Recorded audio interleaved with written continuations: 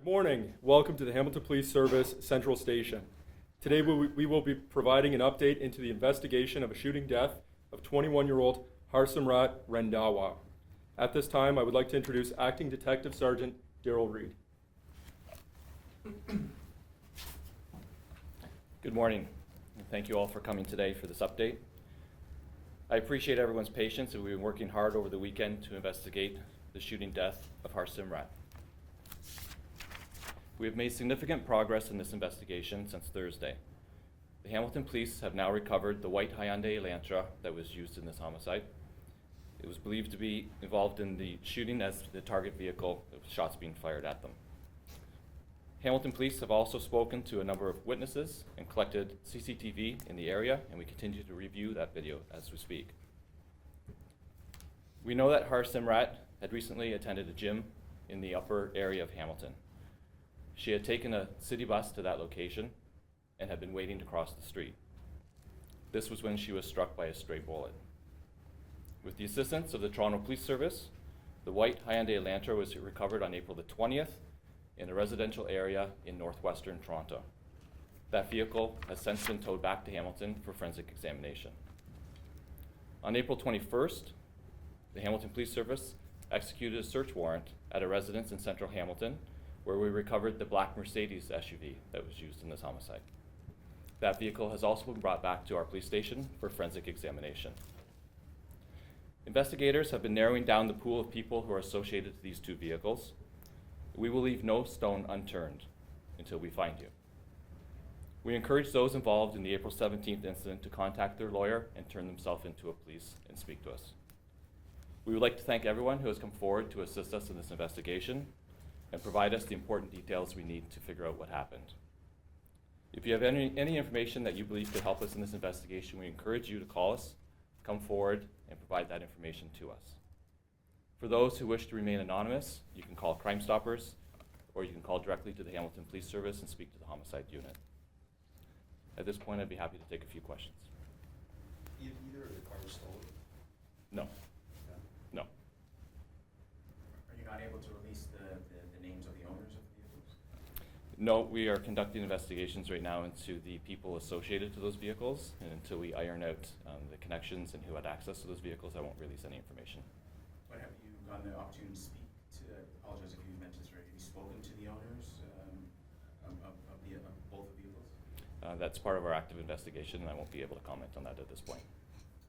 Did the white Mercedes show any signs of being struck by gunfire or anything like that? So it was a white Hyundai Elantra that was recovered in Toronto, and the forensic examination of that vehicle is still ongoing. We had to get search warrants to process those vehicles, so that information will come later. I'm not sure if this information has come out yet, but the suspects, given that you guys have seized the car in Toronto, is it fair to believe that some of the suspects are from that area? There's some from Hamilton as well?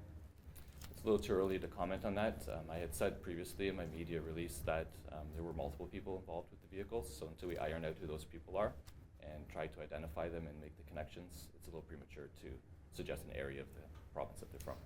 So, can you elaborate why you're certain there are witnesses on camera? Can you describe the scene and who's nearby at the time of shooting? Sure. So from the video that we've collected, that area of Upper James was, it was at 7:30 at night. There was a significant amount of traffic traveling up and down the roadway.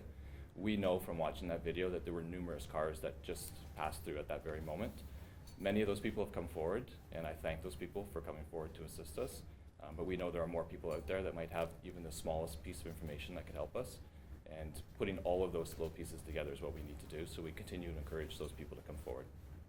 Any other agencies involved in this? Just I mentioned that Toronto Police Service assisted us, and we thank them for the help in recovering that vehicle so quickly. Besides that, any ongoing investigations I'll have to not comment on at this point. Do you know if any bullets were shot from the white Hyundai to the black Mercedes? We're still trying to confirm whether that's a possibility. We are waiting on some ballistics reports from the CFS. We have not received those yet, so hopefully that information will shed some light onto your question. And in speaking to witnesses, I'm guessing you spoke to drivers, just average people out and about at the time. What did they describe to police? Was it a hectic scene, kind of, just out of nowhere? I think you mentioned it's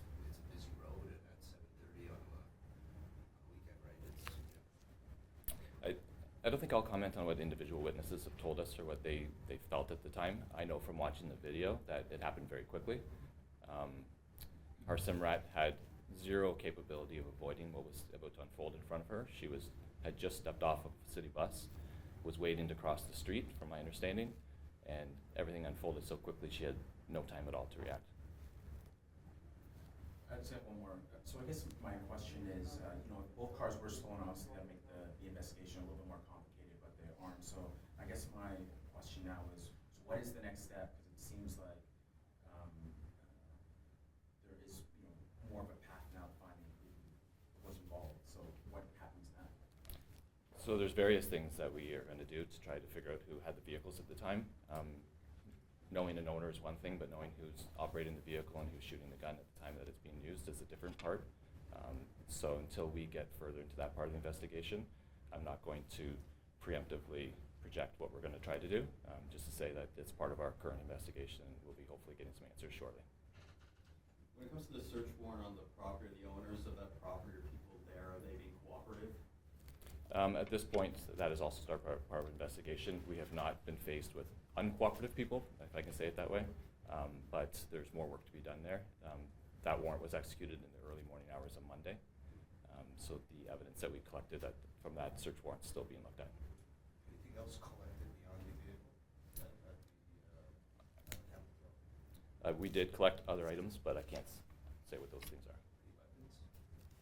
Not at this time,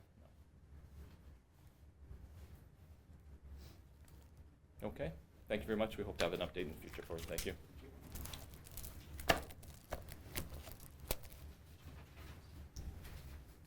That will conclude today's media conference.